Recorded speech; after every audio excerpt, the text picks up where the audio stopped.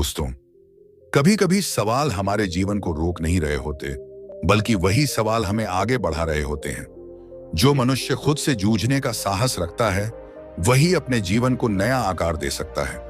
यह कहानी है उस संघर्ष की जो आत्मा की गहराई से शुरू होकर आत्मज्ञान की ऊंचाइयों तक पहुंचती है। बहुत समय पहले की बात है। मगध राज्य की सीमा से सटे एक छोटे से गांव में एक युवक रहता था। नाम था आदित्य। वह साधारण किसान था, पर उसके अंदर एक असाधारण बेचैनी थी। बचपन से ही वह सवालों से घिरा रहता। मुझे क्यों जन्म मिला? ज़रेनिया, मैं जो कर रहा हूं क्या वही जीवन का मकसद है? कंपोनेंट प्लेसमेंट, मरने के बाद क्या होता है? ज़रेनिया, भगवान क्या सच में है? जब वह खेत में हल चलाता, तब भी उसके भीतर यही आवाजें गूंजती। कभी किसी साधु से मिला तो अपने सवाल पूछे। किसी ने कहा तप करो, किसी ने कहा पूजा पाठ करो, किसी ने कहा सन्यास ले लो, लेकिन उसके अंदर संतोष नहीं आया। वह जानता था कि ये जवाब उसे नहीं, बस उसकी जिज्ञासा को चुप कर रहे हैं। एक दिन जब गांव में भारी वर्षा हो रही थी और सारे रास्ते कीचड़ में डूब चुके थे, तभी एक वृद्ध साधु वहां से गुजरे। उनके चेहरे पर तेज था, पर आंखों में करुणा थी। आदित्य उनके पास गया और विनम्रता से पूछा, महाराज, ना चाहता हूं जीवन क्या है?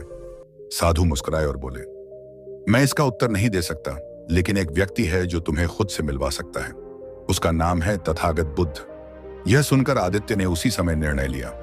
अगली सुबह सूरज उगने से पहले ही वह अपने घर से निकल पड़ा। माँ रोती रही, पिता चुप रहे, लेकिन आदित्य का संकल्प अडिग था। हफ्तों की यात्रा के बाद वह श्रावस्ती पहुंचा, जहां उस समय बुद्ध प्रवचन दे रहे थे। भीड़ बहुत थी, पर आदित्य सीधे बुद्ध के सामने पहुंचा और बोला, भगवान, मैं आपसे कोई ज्ञान नहीं चाहता, सिर्फ एक चीज जानना चाहता हूं, मैं कौन हूं? बुद्ध शांत भाव से उसकी आंखों में देखने लगे। कुछ क्षणों तक एकदम मौन रहा। फिर बुद्ध बोले, क्या तुम सच में जानना चाहते हो? आदित्य ने दृढ़ता से कहा, हां।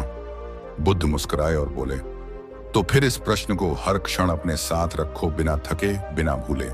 जब तुम इस सवाल के साथ पूरी ईमानदारी से जीना शुरू करोगे, उत्तर स्वयं तुम्हारे भीतर जन्म लेगा। आदित्य को यह उत्तर अधूरा सा लगा, पर न जाने क्यों उसने उसमें एक गहराई महसूस की।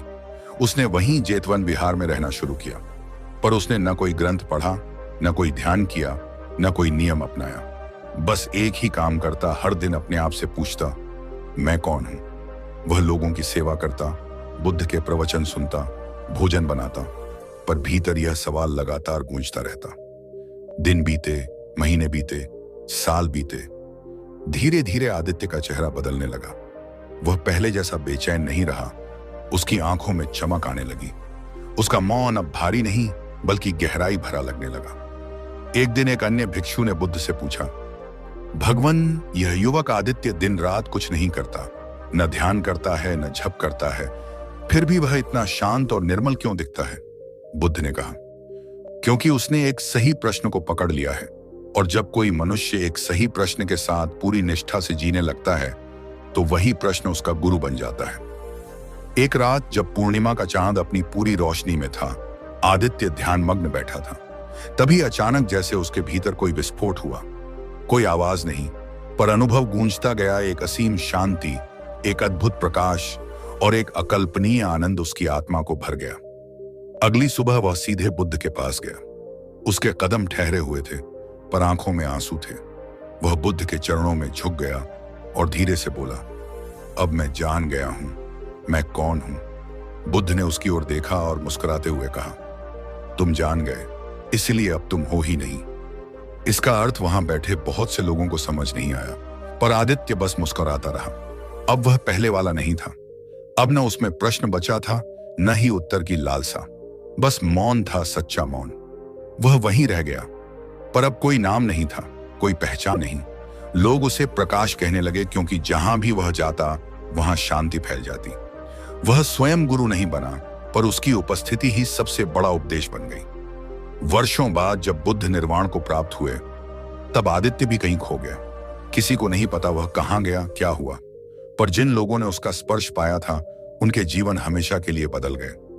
अगर तुम्हें लगता है कि तुम्हारे पास सब कुछ है, फिर भी कुछ अधूरा है, तो समझ लो तुम्हारे भीतर कोई सवाल दबी आवाज में पुकार रहा है।